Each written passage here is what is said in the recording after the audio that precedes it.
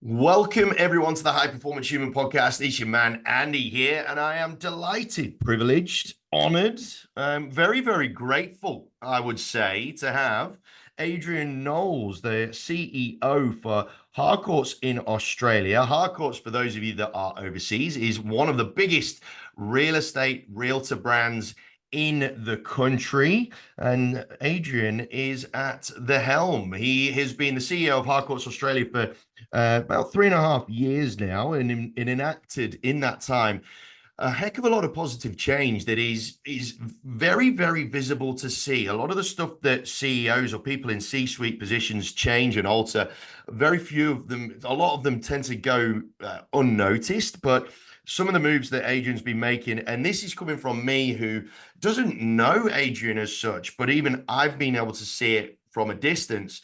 It's been incredibly impressive, whether it's from a cultural point of view, an operational point of view. Adrian clearly is a man of values who very much lives by them and makes no excuses for living by them as well. He's a dad of three. He is the worse half to an individual who undoubtedly provides him with more support than probably what he deserves, but he's doing his best to get himself out of debt. Adrian, how the heck are you? Oh, mate, I'm fantastic. I say if I was any better, I'd be twins. So no, I'm fantastic. Thank you so much for having me.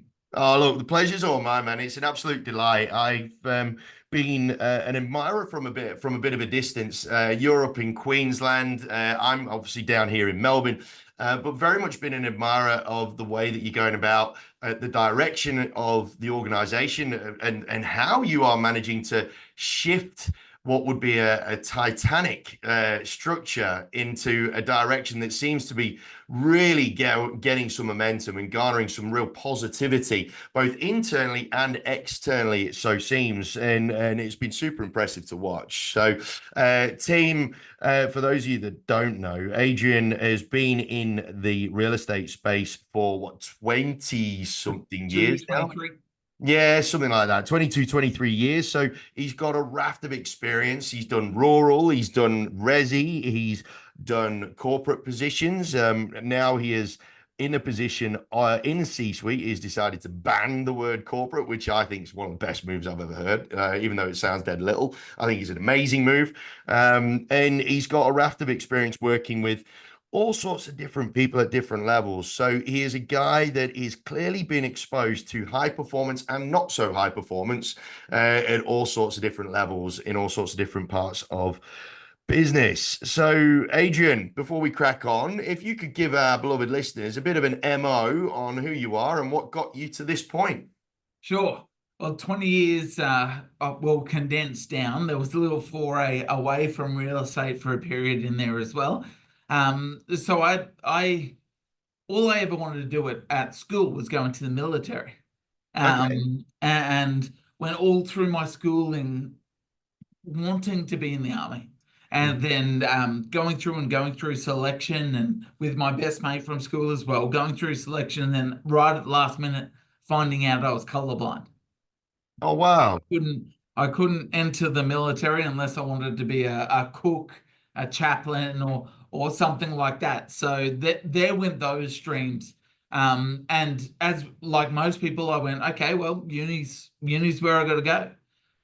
Started a criminology, criminal justice degree, and then realized that that wasn't for me either. And then continued through and finished up with uni and had no idea what I wanted to achieve.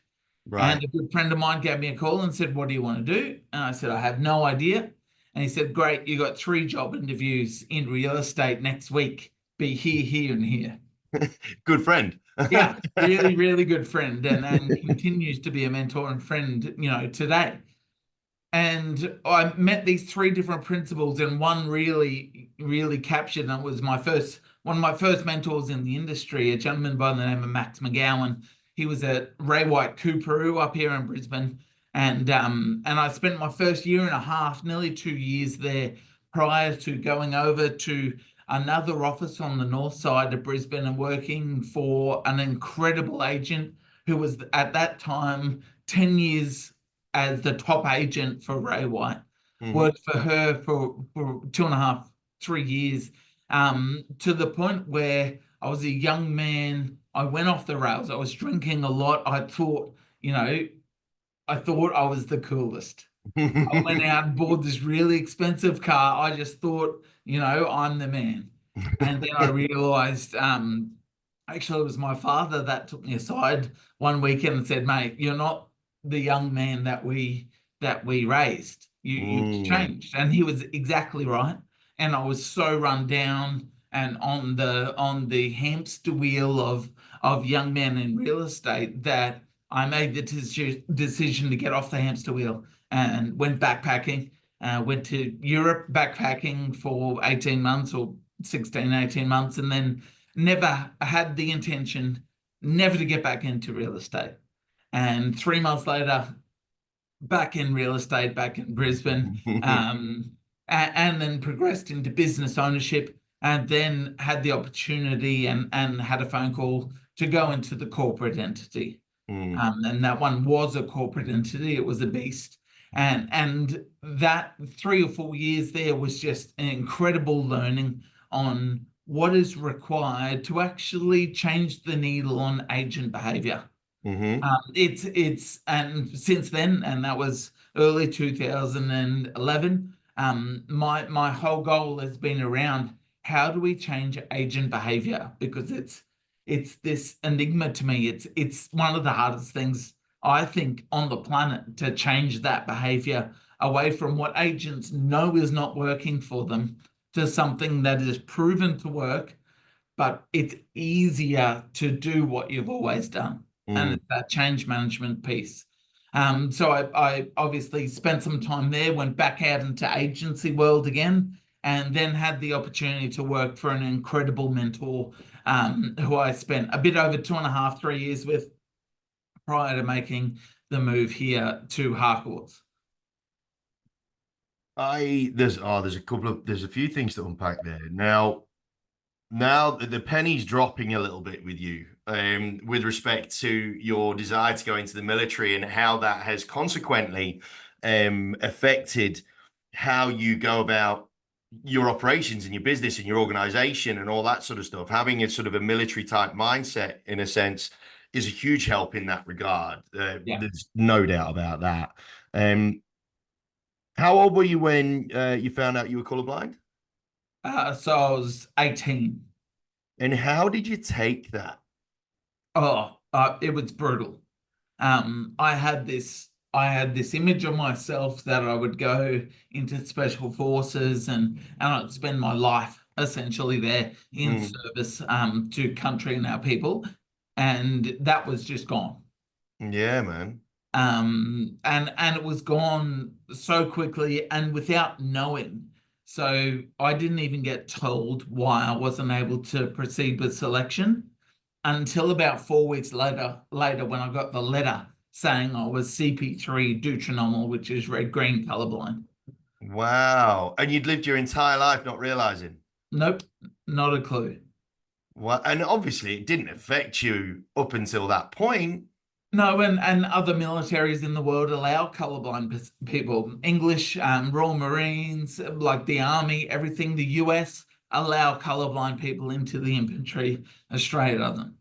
Wow. Yeah. So the UK Marine Corps, Yep. they Royal Marines. who are a flagship standard in world military Yep. terms, and you couldn't even get yourself into infantry. Correct. Wow, it begs the question: how much talent is the Australian military turning back? Yeah, that's right. Exactly. Wow, Yeah. that's a bit of a can of worms, that one. And that was also obviously at the time where, the war in Iraq and Afghanistan were kicking off as well. So, Yeah, it was an interesting time, but it did lead me to, going to uni, and then, where I ended up in real estate, which became my purpose. yeah, for sure, for sure. Um, Tell me, yeah, I mean, you just right at the very end there, you use the word purpose. Yep. What is your purpose? Uh, So the last time I was in agency, I was working 14-hour days, 7 days a week. And I'd obviously left the corporate office in a role that I loved to do that. And one night, about a year and a bit in, my wife pulled me aside. She waited up and she said, "You actually don't enjoy doing this. You were the happiest when you're in helping people day to day with that." And I did realize that, and I did a bit of work with an amazing coach here in Brisbane. I worked out my personal purpose Mm. is helping others achieve their ambition. Yep. And our Harcourts purpose is help others achieve success, which is very, again, it will show you how much I aligned with the Harcourts vision, values, and purpose when I came here. But that Mm. was 2000 and what was that, 17, that became my purpose. And it's other people's ambition, not my ambition for them, because I Mm. realize that you can want something for people so much, but unless they want it, unless it's their ambition, it will never be achieved. 100%. I couldn't agree more on that one. Couldn't agree Yeah. more. And personally, you know, it sounds very clear to me that you are very receptive to the opinions of those around you. Yep. And I've been challenged on this personally over the last couple of months actually, and where the question has been thrown at me that perhaps I take on other people's opinions and whatnot a little bit too much. Not people that I don't value, Yep. but those that are close to me, I tend to be very, very reactionary and receptive. Maybe to a detriment. That's where the challenges come. How do you know? And this is a question without notice. I mean, how when you are looking at taking on opinions, because you've talked about mentors and your wife and whatnot a lot already. Um, have you ever had a moment where someone that you love and you value and you respect has said something that you've gone, nah, I don't Yeah. agree with that? All the time. No, and how do you process that? Because that I reckon is something that a lot of people have a challenge with. Yeah. So Bruce Lee wrote a book, and that book is called The Tao of Jeet Kune Do. And one of the paragraphs or one of the chapters is all around trying everything, but only implementing and taking on board those things that you believe will work for you. Mm, And also, if they don't work for you when you test them, release them, get rid of them. mm, So that's how something evolves. That's how something grows. Be really quick to remove something if you know it's not working, and be slower to bring things into your way of being, if that makes sense. mm. Yep. So slow to bring in, Yeah, just think it quick to through, release. then follow through. So think through everything that you're bringing into your space and release it if it doesn't work, and do it really quickly. When I'm hearing different things, there was a saying from a mentor that and it was really funny. We spent a whole heap of time when I first started with him in the car, and he just listened. Mm, And then he'd ask a question, and I'd answer it and say, no, but he wouldn't tell me why. And what it actually taught me was to continually process my thoughts about a subject right. before coming to a conclusion. So never miss an opportunity to stay silent was kind of his motto. You don't have to talk. And that's one of the things that he used to say. You don't have to answer. Don't answer now. You don't Mm, answer fast. He said a lot, hasten slowly. I So like think about it, but don't verbalize it. I like that a lot. That's Yeah. really, really cool. What a great bit of advice. What an amazing mentor. Yeah, he thought different to anyone else I'd ever met. Yeah. The way he thought about things, the way he processed things was very different from anyone in this industry, from my experience. Yeah, absolutely. it goes without saying you hold a great deal of significance and importance on the value of having mentors, right? Yeah. How do you, because I know that again, and I'm hearing listeners firing questions subconsciously at me, and one of them is which hinders a lot of people on their sort of search for meaning or success or whatever it is they're searching for.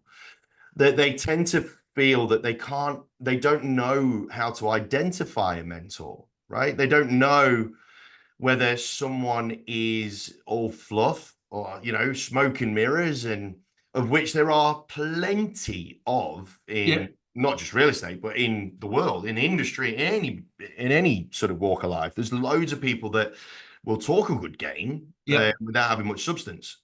So how, if you were to put a process to it, right? How would you identify a mentor that is a mentor that is worth connecting with for you?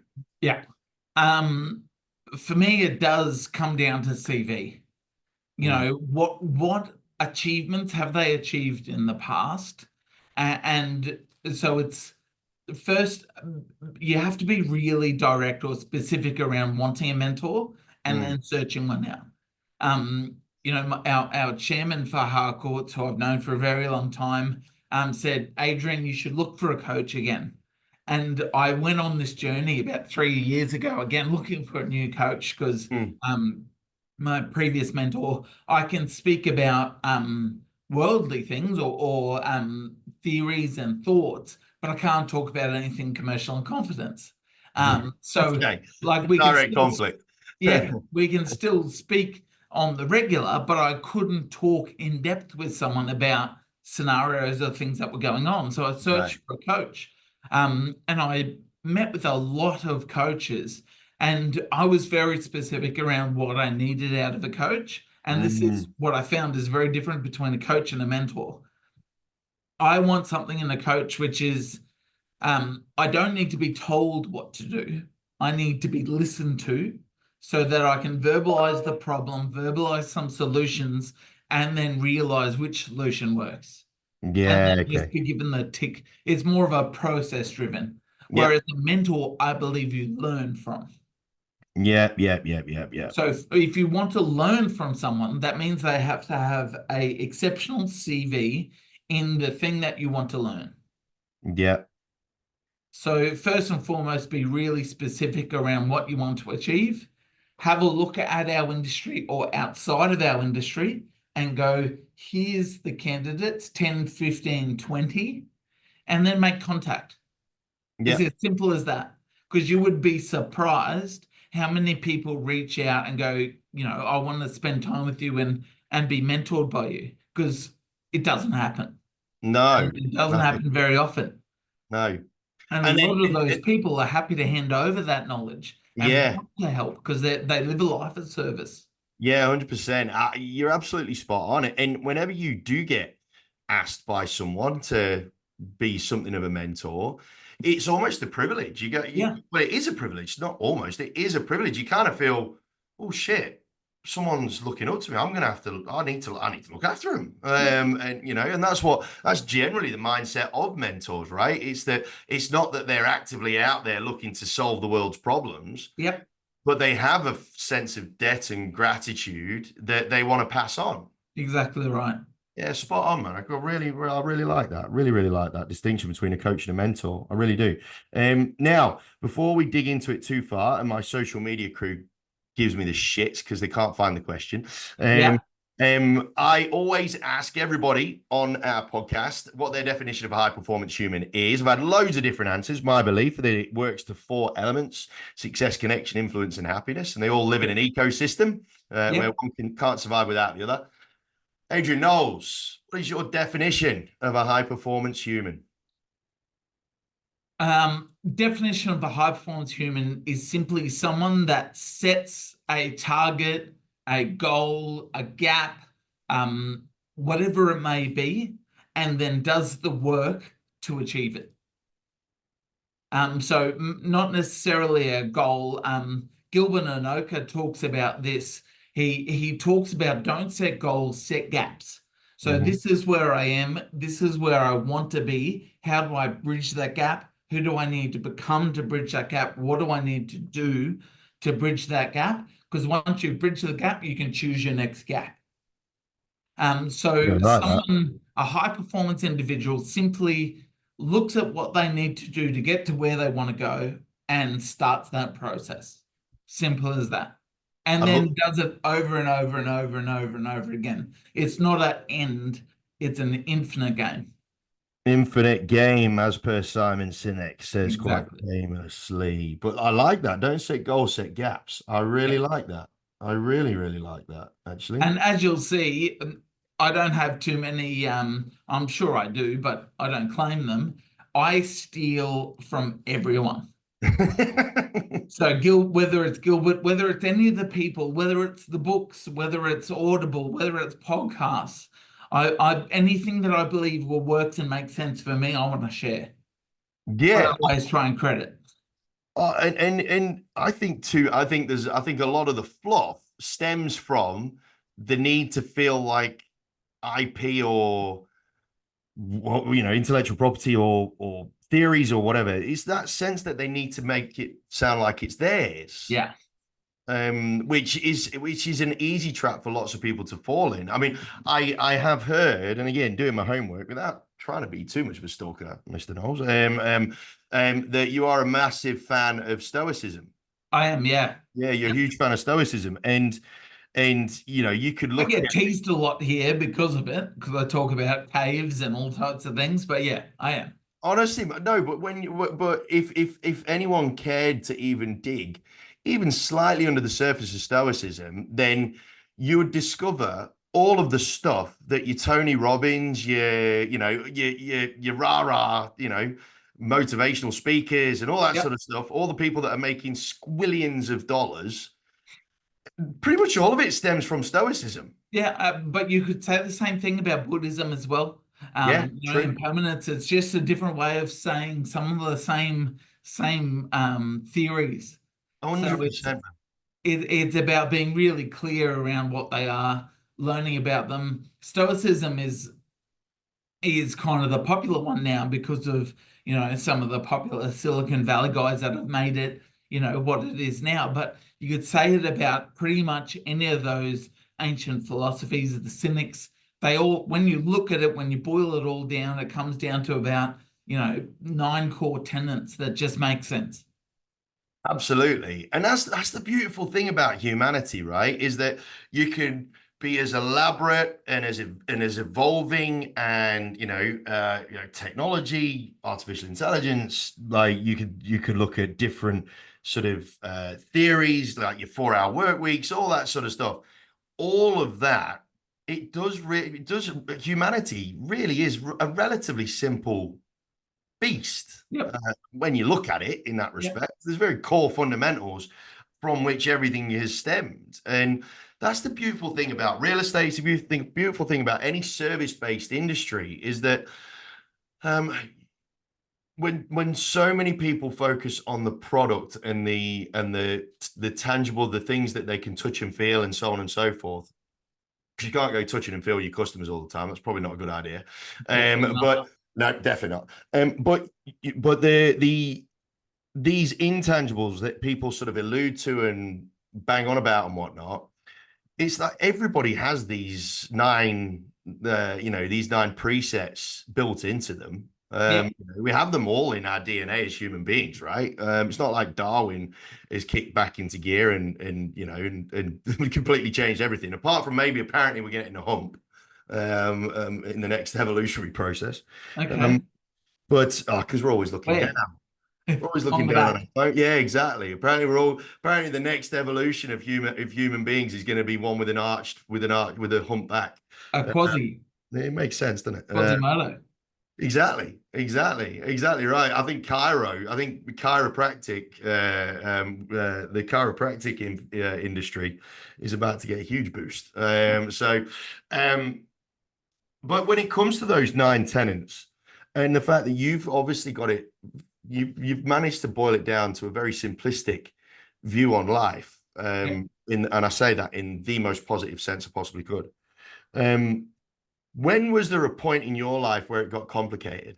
I mean, you talked about when your old man had a word with you and whatnot, right? Yeah. And was that like the critical, complicated point in your life, or is there other? No, I think you constant, like, I don't think anyone just has one crux point, it's like doing a multi-pitch rock climb, there's always things that make you learn along the way. Yeah. Um, and it's people that get ahead, those high performance individuals that are the ones that learn along the way and Mm, don't repeat or try not to repeat those same mistakes. No, I think I've had multiple crux points. mm, Probably the number one tenet that I think about constantly in this business is does that matter? mm. It's a really simple question, and it's a way of getting in between an event or something and your response to it.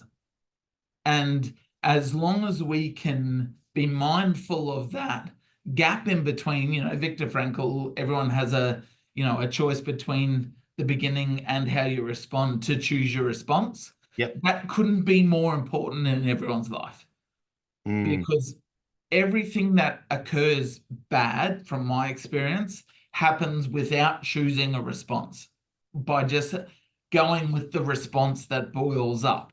Yes. Yes. Yes. Yes. Yes. Yeah, Yes. instead of going, actually, does that matter? No, that doesn't matter. And if you've got a purpose, then you can wash it against your purpose, your values, and your vision. You go, okay, this has occurred. Does that matter? Or does that get me towards my purpose? No. Does it work within the framework of our values? No. Okay, just let it go. Yep. Just let it go. 100%. No, I really, yeah, I'm glad I asked that question because a lot of people really struggle with that, right? Yeah. Really, really struggle. Yeah. And that's why it's one of the key reasons, team, for your notes. It's one of the reasons why we do talk about purpose and whatnot as much as we do. A lot of people, Adrian, I don't know if you would agree with this. A lot of people that get up on stages and talk about having a purpose and all that sort of stuff, very few let the world know, or their audience know at least, the real reasons why. Yeah. I think that that's a massive gap, and which is probably why they keep making squillions of dollars, right? Because they don't go to the level which allows people to actually understand what the hell's going on. Yep. And what we're touched on their team is a real, tangible reason for making damn sure that your purpose is on point and you have a complete belief in it. Yep. It's not for the good times. It's not to give you motivation. It's not for the rah-rah times. It's for those real critical mass moments where you've got sliding door decisions where you go down path A versus path B. And if you don't have a purpose to help you pick the right path that might not work out, but it's the right path according to your true values and your belief in those values and that purpose, then you're not gonna live a life of regret. That's really, really important, that, Tim. It's the purpose and values. They're not just for the good times. They're just as important for the tough times. And it's really important to understand that purpose and passion are polar difference. Oh, yeah. Big point. Great point. So Great point. having a purpose is vital. Having passion is really lovely, but purpose drives passion, not the other way around. Because if you have a passion for something, when it gets tough, passion wanes without Yes. a purpose that backs it up. Yes. The passion comes from purpose. Absolutely. Yeah, yeah. 1,000,000%. I'm really, really glad you made that distinction because a lot of people do get that twisted. They think that something that's really got them up and about right now. Oh, that's my purpose. That's what I've got to do. And then it just dissipates Yeah. the We moment. connect this to prospecting, right? Yep. So my purpose in prospecting is to make this many actual connections. So connections with people, not connect. Hello, hey, it's Adrian. Mm. Actual connections where you build trust. My purpose is to make this many per day. My passion, if I don't have that purpose, passion, God, I'm struggling with listings at the moment. I'm going to get in and smash the prospecting. I'm going to make 100 calls because that's what's cool to do. And I make the first 10 calls and I get told to, piss off. Mm. Passion wanes. But if purpose is building trust with this many people, you will call until you've hit that quota because you know that purpose drives you forward. It's tangible. Absolutely, man. And it relates to something I've mentioned before about, really understanding that it's not the words that we need to be clinging on to. It's the concept of those words that's really, really important. Now, Yep. you've talked about purpose, but a lot of people label that as discipline, right? Yep. And discipline is not an overly enthusiastic word. You can throw passion into the same basket almost, really. Yep. It's something that gets used to provide that small amount of dopamine for a little bit, it's either a dopamine carrot or a Yep. very, very shitty stick that makes you feel shit about yourself. Yep. So but having a purpose means that having a purpose and being loyal to that purpose with your actions and all that sort of jazz, it's constant that constant struggle, Adrian, that lots of people feel, that lots of people get, and it's not their fault necessarily because we've been conditioned to sort of to search outside of us in order to find that motivational chemical mix, right? That Yep. makes us do what we need to do. But if we can all focus a lot more on that purpose, then that well of motivation lies within, Yep. which is so 100%. much better, so much Yep. healthier for you, gang. It really, really is. Now, Adrian, we, as always, have done sod all. Oh no, we have done a little bit of the bullet points that I sent across, a little bit variation Yep. of the thing. I wanted to ask you something though that I've heard you say once or twice, about taking on challenges before you're ready. Yep. I really think that this is a really cool thing that we need to perhaps dig into a little bit, if Yep. that's okay, because a lot of people tend to be in constant preparation mode, right? Yep. They tend to be constantly trying to get things right before they launch a product or get things right before they take on a task or try something new or whatever the case may be. Yep. But you have gone on record more than once as to saying that you are an absolute advocate for taking on things before you're ready. Yeah. So let's dig I into wouldn't it. be here without that.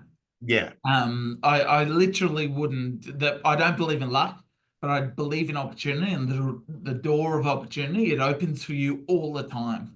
Mm, And people walk through or they don't.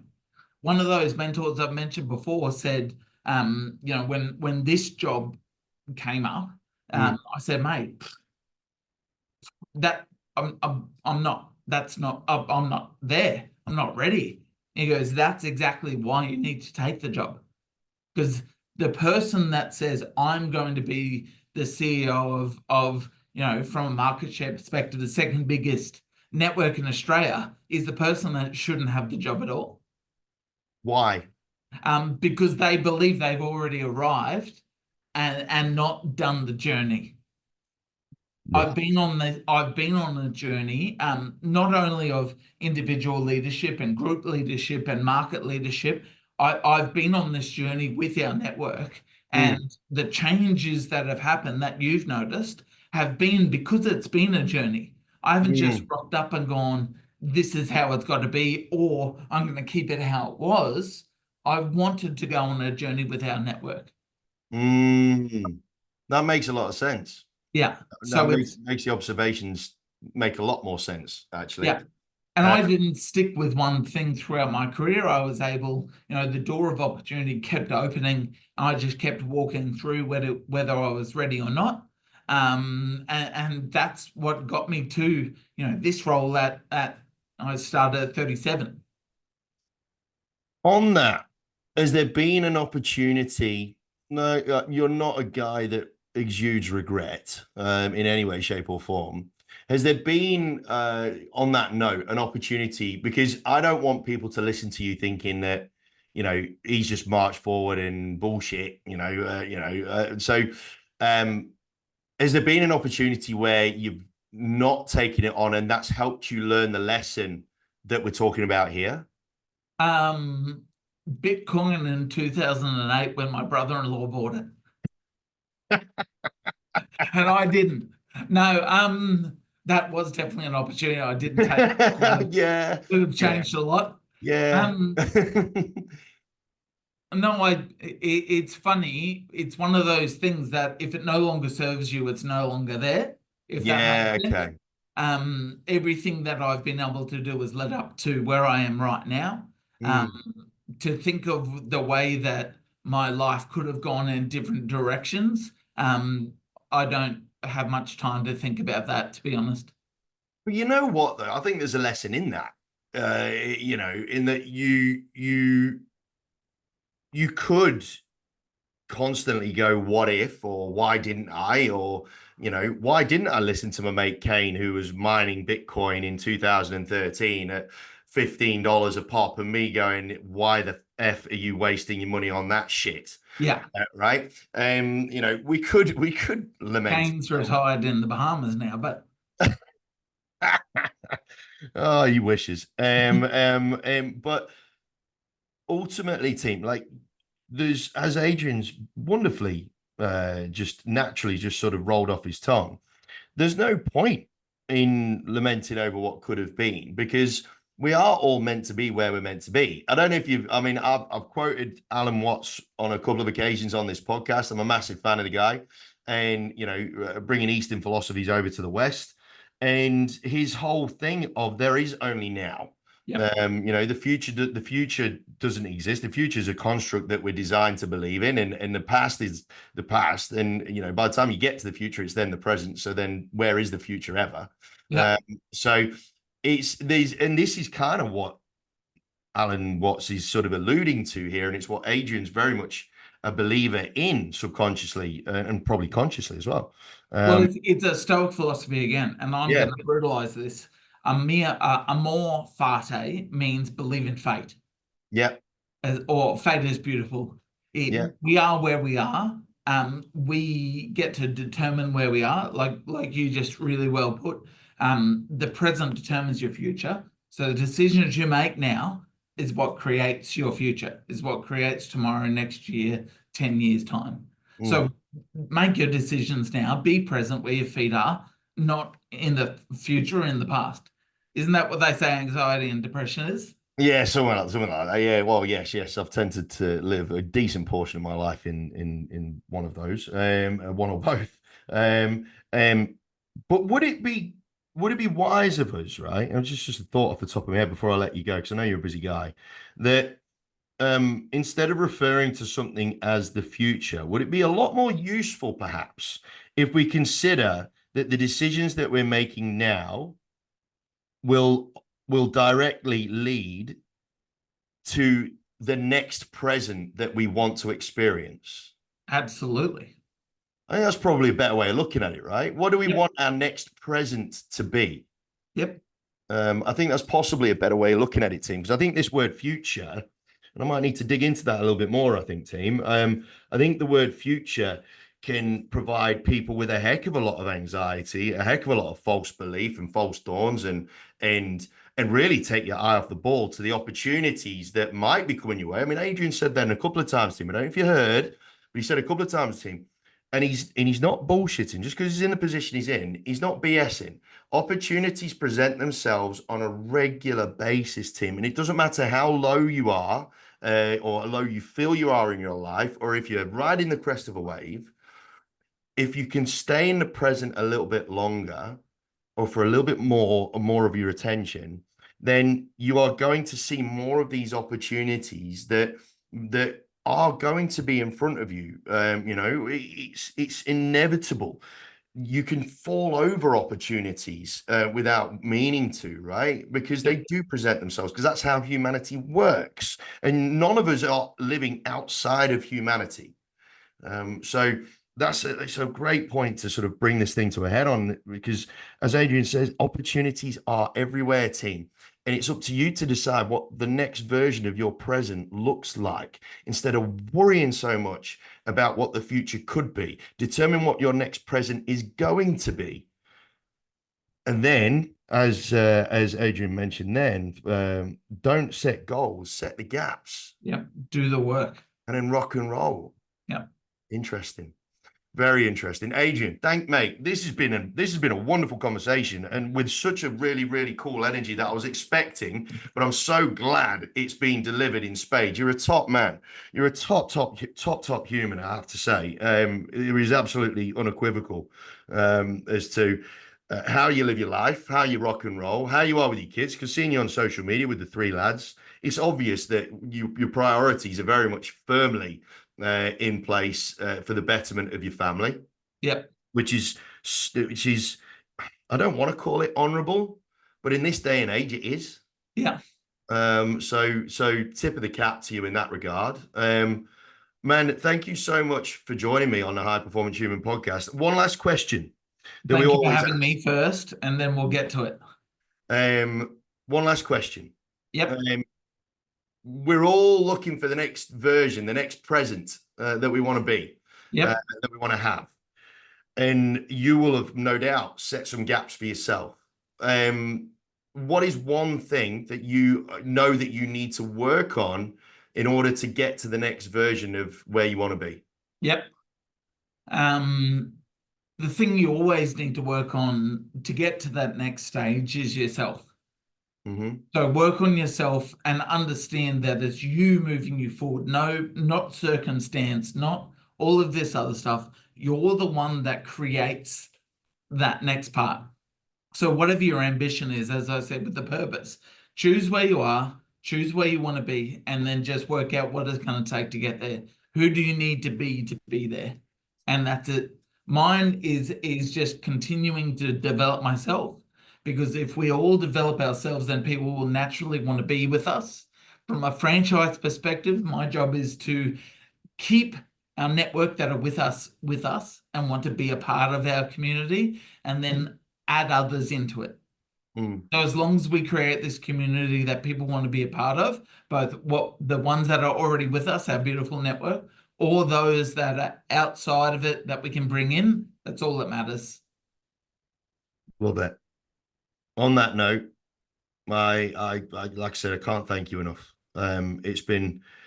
It's been a really cool start to my day, man. I can tell you that free and for nothing. And it's going to be a ripper remainder of the day for me, just off the back of this conversation. So thank you so much for being a part of the show. Thank you so much for your time, and I really enjoy spitting theories and whatnot with you. And I hope we get to do it again very soon. Mate, my absolute pleasure. You're doing a great thing here. So I look forward to watching everyone else on the podcast, because I find it difficult watching myself. me too, ironically. It's one of those ones, right? The people that have the spotlight don't want the attention Yeah. a lot of the time. Team, on behalf of Adrian and myself, thank you so much for joining us on the High Performance Human podcast. Obviously, I'll put the various links in to Adrian in the show notes, so please be sure to connect and or follow him on LinkedIn or any of the socials, because like I said, man, he lives a life of purpose, and it's really obvious that purpose is one of good that he puts into the world. And I, for one, I'm grateful that I connected to him a little while ago, and I'm even more grateful that I've got to have a chat to him. So, team, on behalf of Adrian and myself, stay safe, healthy, happy, and we'll speak to you again on the next episode of the High Performance Human podcast. Take care.